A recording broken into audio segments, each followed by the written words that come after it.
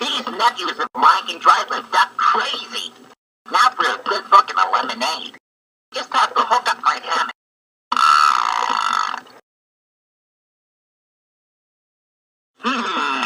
These trees seem a little puny. Let's see. I gotta figure this out. There's always a way to do a thing if you think the problem through calmly. Now this is what I call using the old beam. I should have thought of balloons filled with helium in the first place. These will really keep my hammock afloat. Look at that! Uncle Donald is floating! Not so loud, you'll wake him up.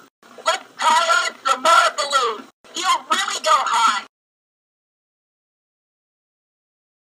Hey, what happened? I won't panic. I won't panic. I want to get down. Help! Do something, boys. How am I going to get down?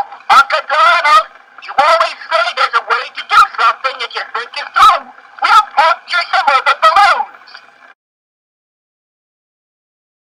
Wow, you break the balloons and send me crashing onto the TV antenna. I'm really hot, but it's nice and cool up there.